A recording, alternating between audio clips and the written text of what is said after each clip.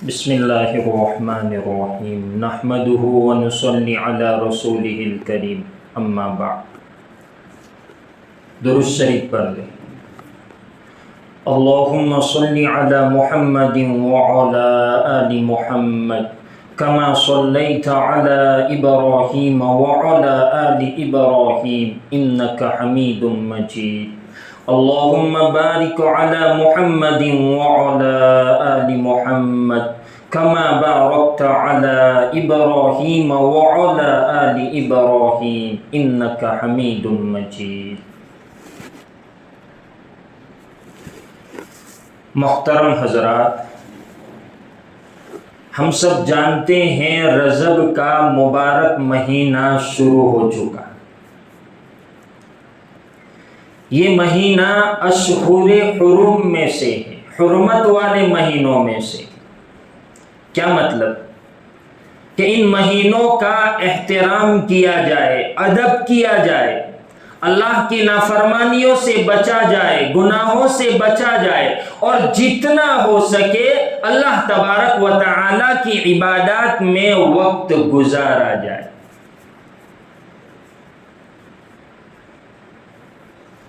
اللہ کے نبی صلی اللہ علیہ وسلم نے ہمیں ایک دعا سکھائی کہ جب رجب کا مہینہ شروع ہو جائے تو اس دعا کا اہتمام کرے۔ کون سی دعا؟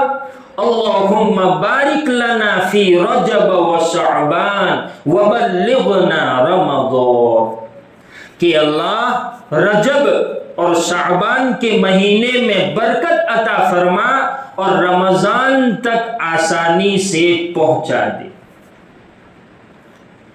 ذرا اندازہ لگائے کہ رمضان کا مہینہ کتنی برکتوں والا مہینہ ہوگا کہ اللہ کے نبی صلی اللہ علیہ وسلم نے 2 مہینے پہلے سے اس کی تیاری کا حکم دیا۔ مانگی اللہ سے دعا کہ اللہ اللہم بارک لنا فی رجب و شعبان، کہ رجب اور شعبان کے مہینے میں برکت عطا فرما، ہماری عمر میں بھی برکت عطا فرما، روزی میں بھی برکت عطا فرما، کمائی میں بھی برکت عطا فرما، محنت اور مزدوری میں بھی برکت عطا فرما، ہم جو جاب کرتے ہیں اس میں بھی برکت عطا فرما، اور آسانی سے ہمیں رمضان تک پہنچا دے تاکہ رمضان کا مہینہ ہم صحیح طریقے سے وصول کر سکیں۔ ہمارے معاشرے میں ایک بہت بڑا طبقہ محنت اور مزدوری کرنے والوں کا ہے۔ اب عامتاً دیکھا گیا کہ جو حضرات محنت کرتے ہیں، مزدوری کرتے ہیں، وہ رمضان کے روزے نہیں رکھتے۔ اگر روزے رکھنے جاوے تو محنت کون کرے گا، مزدوری کون کرے گا؟ اگر مزدوری کرنے جائیں گے، محنت کرنے جائیں گے تو پھر اتنی طاقت باقی نہیں رہے گی کہ ہم رمضان کے روزے رکھ سکیں۔ تو ہمارے بڑے فرماتے ہیں کہ ان 2 مہینوں میں اپنی محنت کو بڑھا دے۔ مثال کے طور پر کوئی آدمی 6 گھنٹے محنت کرتا ہے، مزدوری کرتا ہے، 8 گھنٹے کرے۔ کوئی آٹو ڈرائیور ہے، رکشہ چلا رہا ہے، 8 گھنٹے رکشہ چلا رہا ہے، 2 گھنٹے بڑھا لے، تاکہ اتنی پونجی اور اتنی کمائی ہمارے پاس جمع ہو جائے کہ رمضان میں محنت اور مزدوری نہ کرنا پڑے۔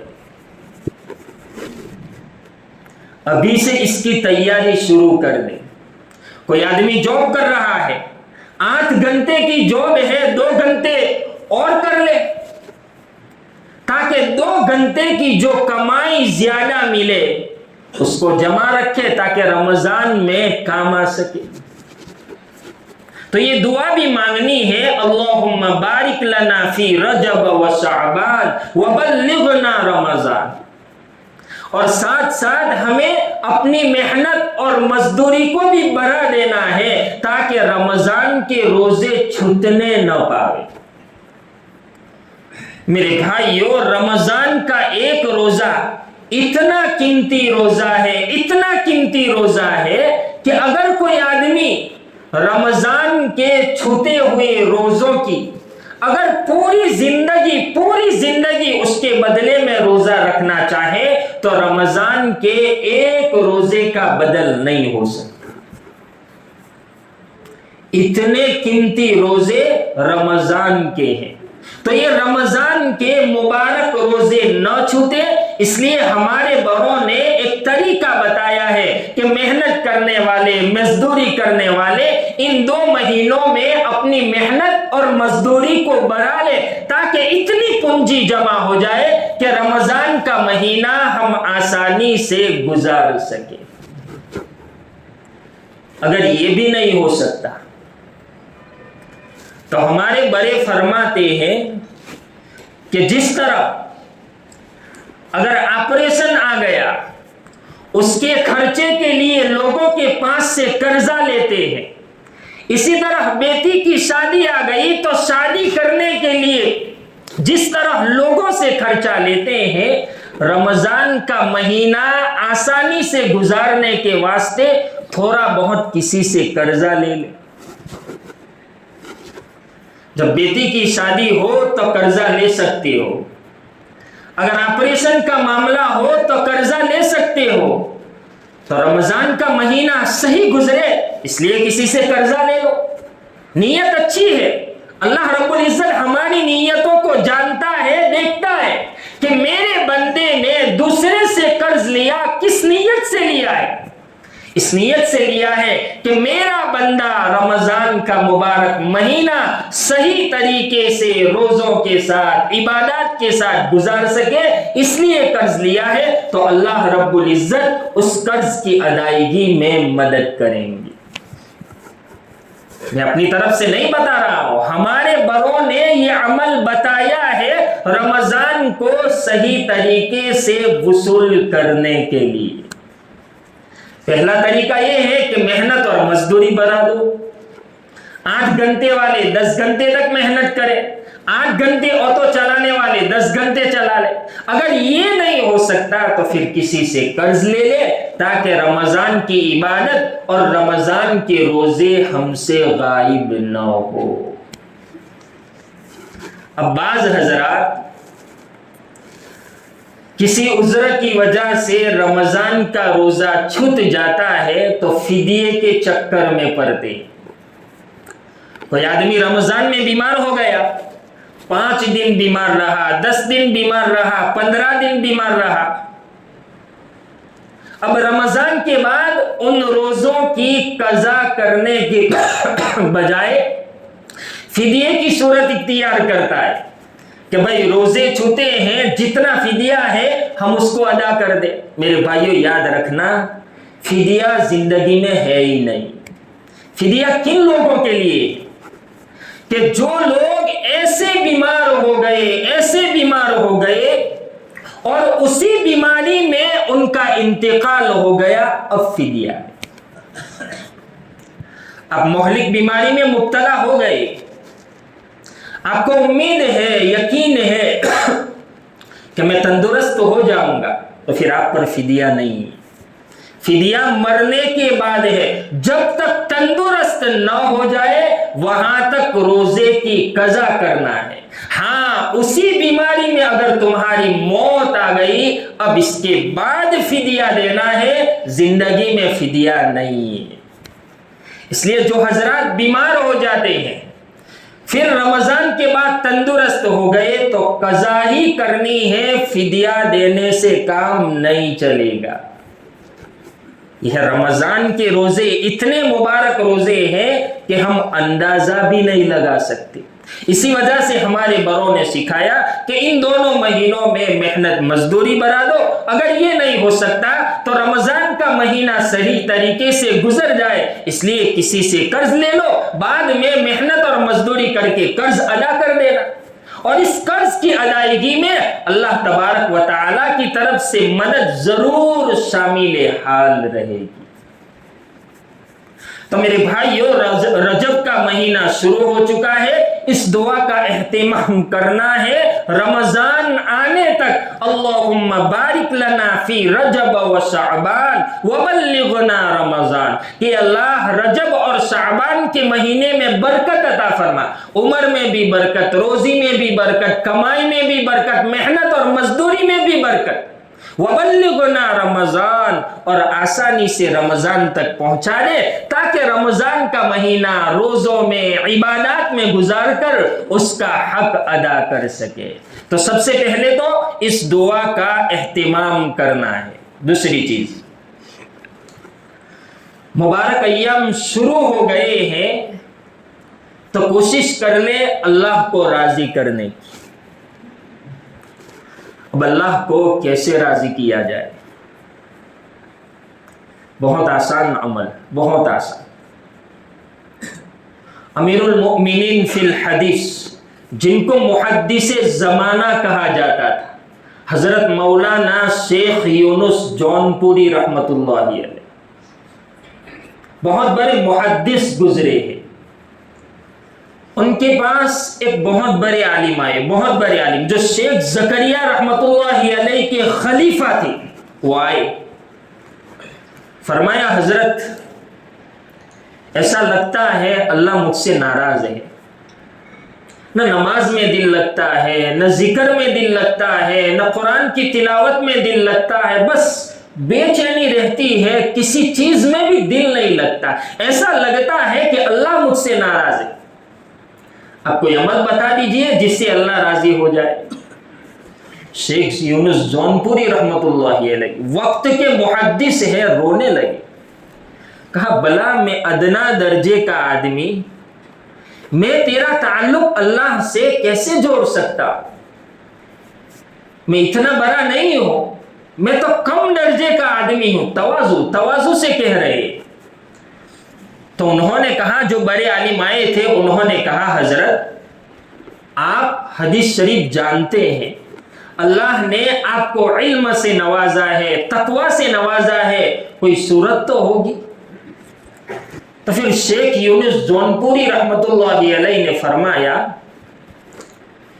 کہ میری سمجھ میں یہ آتا ہے کہ تم مدینے والے کو راضی کر لو، اللہ تم سے راضی ہو جائے، یعنی اللہ کے نبی صلی اللہ علیہ وسلم کو راضی کر لو، اللہ تم سے راضی ہو جائے گا۔ پوچھا کیسے راضی کرو؟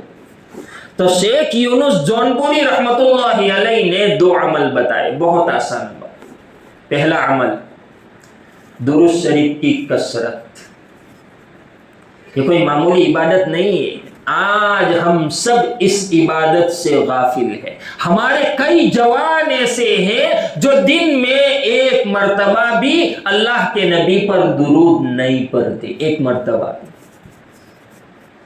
آج ہم سب غافل ہیں، حالانکہ یہ بہت بڑی عبادت ہے جس کو اللہ بھی کرتے ہیں، فرشتے بھی کرتے ہیں، اور اسی اللہ نے ہمیں حکم دیا کہ تم بھی کرو۔ اللہ بھی درود بھیجتے ہیں ہمارے نبی پر اپنی شان کے مطابق، فرشتے بھی ہمارے نبی پر درود بھیجتے ہیں اپنی شان کے مطابق، اور ہمیں بھی ہمارے نبی پر درود بھیجنا ہے۔ تو شیخ یونس جونپوری رحمت اللہ علیہ نے کہا پہلا کام درود شریف کی کثرت شروع کر دو، اٹھتے بیٹھتے چلتے پھرتے جب بھی موقع ملے درود شریف پڑھو۔ دوسرا کام کہ اللہ کے نبی کی جو سنتیں ہیں اس پر عمل کرنا شروع کر دو، جتنی بھی سنتیں ہیں ان کو ڈھونڈو اور اس پر عمل کرو، اگر ضرورت نہ ہو پھر بھی عمل کرو۔ کیا مطلب؟ مثال کے طور پر آپ کو پیاس نہیں لگی ہے، آپ پیاسے نہیں ہیں، لیکن شیخ یونس جونپوری رحمت اللہ علیہ فرماتے ہیں کہ پانی پینے کے وقت اللہ کے نبی کی جو سنتیں ہیں ان سنتوں پر عمل کرنے کے لیے پانی پیو، بھلے آپ کو پیاس نہ ہو، بھلے آپ کو پانی کی ضرورت نہیں ہے، پھر بھی پانی پیو، اور پانی پینے کے وقت اللہ کے نبی کی جو سنتیں ہیں اس پر عمل کرو۔ بیٹھ کر پانی پیو، سیدھے ہاتھ سے پانی پیو، 3 سانس سے پانی پیو، بیٹھ کر پیو، بسم اللہ پڑھ کر پیو، یہ اللہ کے نبی کی سنتیں ہیں، اس پر عمل کرنے کے لیے بھی خالی پانی پیو۔ اللہ کے نبی کی جتنی بھی سنتیں ہیں اس پر عمل کرنا شروع کر دو. یہ میں نہیں کہتا، شیخ یونس جونپوری رحمت اللہ علیہ فرماتے ہیں یہ بات میں نے نہیں کہی، اللہ نے قرآن میں کہی ہے، قل ان کنتم تحبون اللہ فاتبعونی یحببکم اللہ ویغفر لکم ذنوبکم.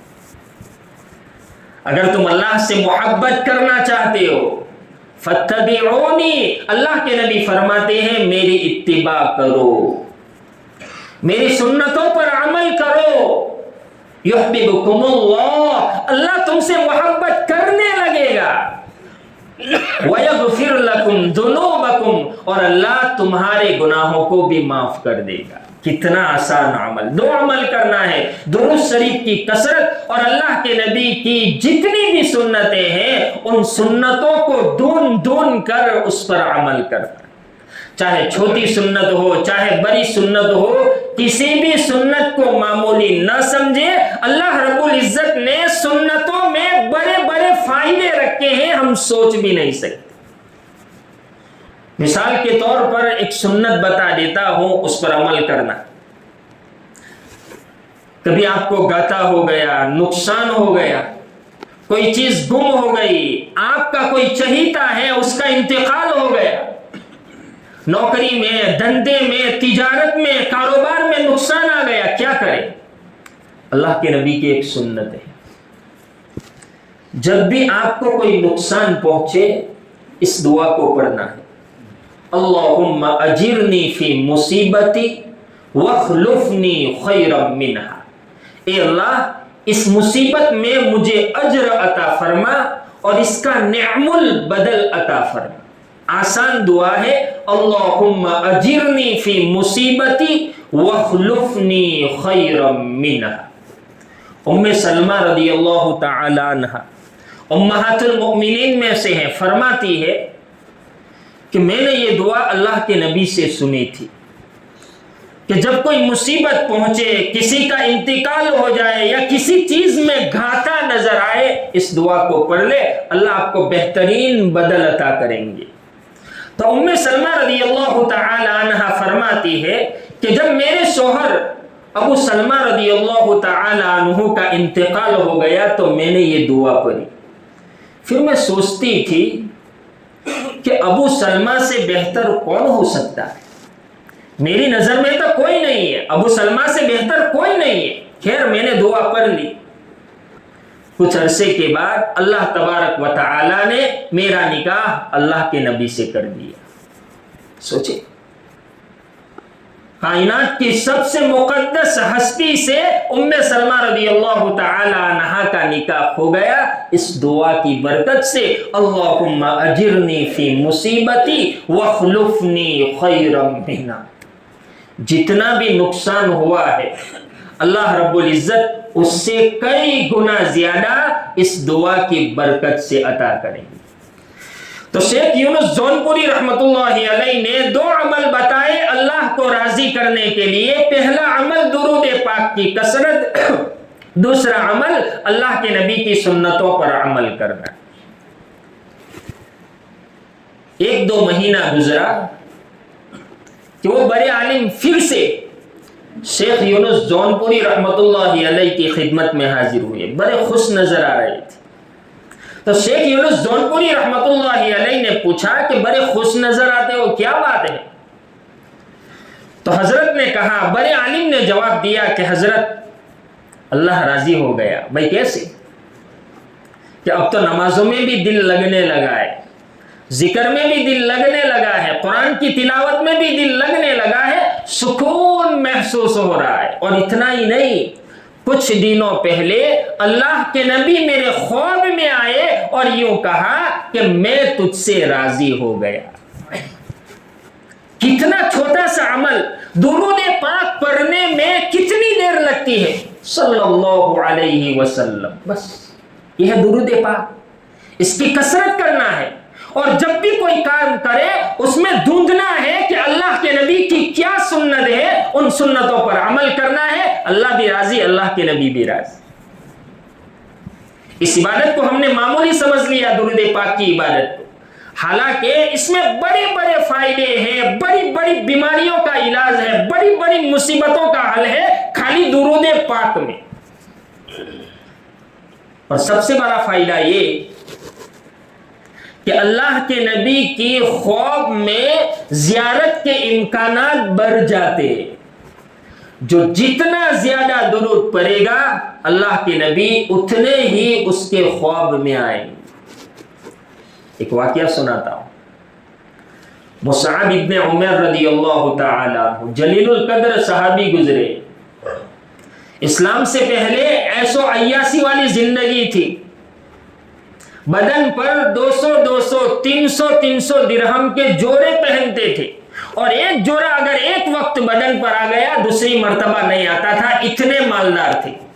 لیکن اسلام لانے کے بعد سب کچھ اللہ کے راستے میں قربان کر دیے۔ وہی مصعب ابن عمر رضی اللہ تعالی عنہ اپنا واقعہ سناتے ہیں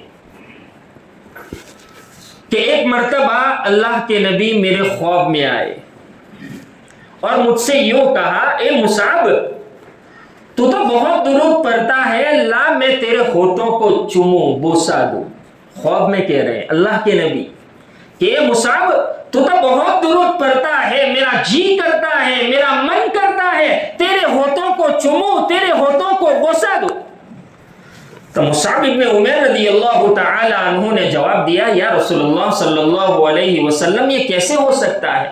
آپ کے اتنے مبارک ہونٹ میرے ناپاک ہونٹوں پر کیسے لگ سکتے؟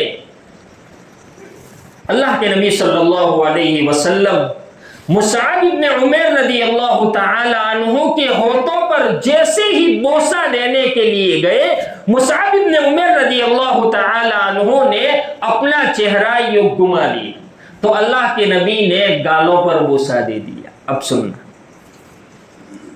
ان کی بیوی فرماتی ہے کہ جب بھی میں میرے شوہر کو یعنی مصعب ابن عمر کے گالوں پر بوسہ دیتی ہوں، چومتی ہوں، ان کے گالوں کو چومتی ہوں، بوسہ دیتی ہوں، خدا کی قسم ان کے گالوں سے مشک کی خوشبو آتی ہے۔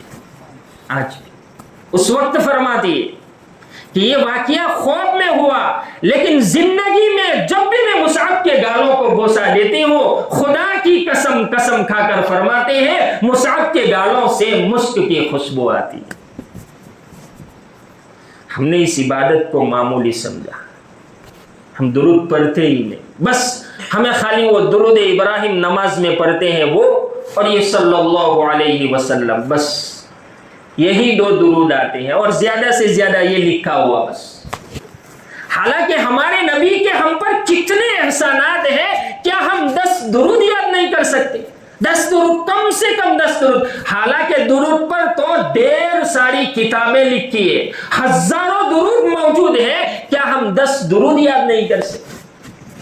اللہ کے نبی کے ہم پر کتنے احسانات ہیں، کبھی بدلہ نہیں چکا سکتے۔ اللہ کے نبی خود فرماتے ہیں کہ اس دن کے خاطر مجھے جتنا ڈرایا گیا، ستایا گیا، دھمکایا گیا، اتنا کسی بھی نبی کو نہ ڈرایا گیا، نہ دھمکایا گیا، نہ ستایا گیا۔ حالانکہ اگلے انبیاء کرام کے واقعات ہمارے سامنے ہیں، لوگوں نے انہیں کیسی کیسی تکلیفیں پہنچائی، اس کے باوجود اللہ کے نبی فرماتے ہیں کہ مجھے جو تکلیفیں پہنچائی اگلے کسی بھی نبی کو نہیں پہنچائی۔ کیا ہم اتنا نہیں کر سکتے؟ اللہ کے نبی پر کم سے کم دن میں 100 مرتبہ درود نہیں پڑھ سکتے؟ اور پڑھنے میں ہمارا ہی فائدہ ہے، نقصان نہیں ہے، فائدہ ہی فائدہ ہے۔ ایک واقعہ سناتا ہوں، دلائل الخیرات ایک بہت بڑی کتاب ہے درود پاک کی، جس کے رائٹر ہیں مصنف محمد ابن سلیمان الجزولی رحمت اللہ علیہ، بڑی مستند کتاب ہے۔ ان سے کسی نے پوچھا کہ کیا وجہ بنی کہ آپ نے درود پاک کی اتنی بڑی کتاب لکھ ڈالی، کیا وجہ بنی، کیا واقعہ پیش آیا؟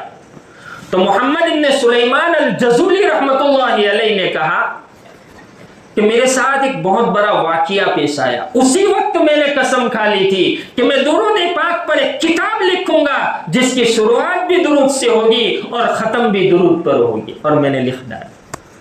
کون سا واقعہ؟ فرمایا کہ ایک مرتبہ میں سفر میں تھا, جنگل میں پہنچا, ظہر کی نماز کا وقت ہوا, میرا وضو نہیں تھا, نماز ادا کرنے کے لیے وضو کی ضرورت تھی. میں پانی کو تلاش کرنے کے لیے نکلا, ایک کنواں نظر آیا. دیکھا تو کنویں میں پانی تو ہے لیکن ڈول اور رسی نہیں ہے. پانی کیسے اوپر نکالے؟ بازو میں ایک غریب آدمی کا گھر تھا, اس کی چھت پر ایک چھوٹی سی 8 سال کی بچی بیٹھی ہوئی تھی. اس نے مجھے دیکھا اور کہا من انت, عربی زبان میں کہا من انت, آپ کون ہیں؟ کہا کہ میں محمد ابن سلیمان الجزولی ہوں. کیا کر رہے ہو؟ کہ بھائی وضو کرنا ہے, پانی کی ضرورت ہے, لیکن یہاں تو ڈول رسی بھی نہیں ہے. وہ ہنسنے لگی, وہ لڑکی ہنسنے لگی اور کہنے لگی او ہو, آپ کی ولایت کے ڈنکے پوری دنیا میں بج رہے ہیں. میں نے بھی آپ کا نام سن رکھا ہے, پورے مصر میں آپ کا نام گونج رہا ہے, اور آپ کو معلوم نہیں ہے کہ کنویں سے پانی کیسے نکالا جاتا ہے. تو محمد ابن سلیمان الجزولی نے کہا کہ بیٹی تو شاید میری بات سمجھی نہیں, میں ڈول رسی کی بات کر رہا ہوں اور وہ یہاں پر نہیں ہے. بیٹی نے کہا میں بھی یہی کہنا چاہتی ہوں کہ پوری دنیا میں آپ کی ولایت کے ڈنکے بج رہے ہیں اور آپ کو معلوم نہیں ہے کہ ڈول اور رسی کے بغیر کنویں سے پانی کیسے نکالا جاتا ہے. دیکھیے میں بتاتی ہوں کیسے نکالا جاتا ہے. وہ تو چھت پر ہے, کنواں یہاں پر ہے, تھوڑی جھکی, دونوں ہاتھ آگے کر کے تھوڑی جھکی اور تھوکا, جو تھوک ڈائریکٹ کنویں میں گیا. جیسے ہی تھوک کنویں میں گیا پانی اوپر آ گیا. وہ اچنبے میں پڑ گئے, حیران رہ گئے کہ 8 سال کی بچی ہے اور اللہ نے اتنا اونچا مرتبہ دیا کہ خالی تھوکا جس کی وجہ سے کنویں کا پانی اوپر آ گیا. کیا بات ہے؟ اچنبے میں ہے, حیران ہے, ٹکتے ہی رہ گئے. پوچھا بیٹی یہ مرتبہ کیسے ملا؟ کہا آپ کو نہیں معلوم, آپ خود اتنے بڑے ہیں, ولایت کے درجے پر پہنچے ہیں, اور آپ کو نہیں معلوم کہ یہ درجہ کیسے ملتا ہے. انہوں نے کہا نہیں بیٹی, میں آپ کی زبان سے سننا چاہتا ہوں کہ کیسے ملتا ہے. تو لڑکی نے جواب دیا سننا کیسے ملتا ہے. اس نے کہا سنو کیسے ملتا ہے, یہ مرتبہ اللہ نے مجھے کیسے دیا سنو.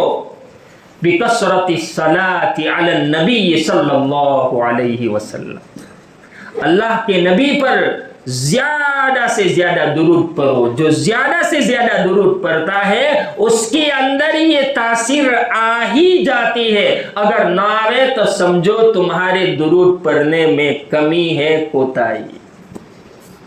چھوٹی سی بچی ہے, 8 سال کی بچی, کتنا درود پڑھتی ہوگی, کتنا درود پڑھتی ہوگی کہ اللہ نے اس مقام تک پہنچا دیا کہ خالی کنویں میں ٹھکتی ہے تو کنویں کا سارا پانی اوپر آ جاتا ہے. اس لیے میرے بھائیوں زیادہ سے زیادہ ہم اللہ کے نبی پر درود پڑھیں, اور اللہ کے نبی کی جو جو سنتیں ہیں اگر یاد نہیں ہے تو ڈھونڈیں اور اس پر عمل کریں. انشاءاللہ یہ 2 عمل ایسے ہیں جس کی بنا پر اللہ بھی راضی ہو جائیں گے اور اللہ کے رسول بھی راضی ہو جائیں گے. اللہ رب العزت کہنے سننے سے زیادہ عمل کی توفیق عطا فرمائے. آمین. وآخر دعوانا الحمدللہ.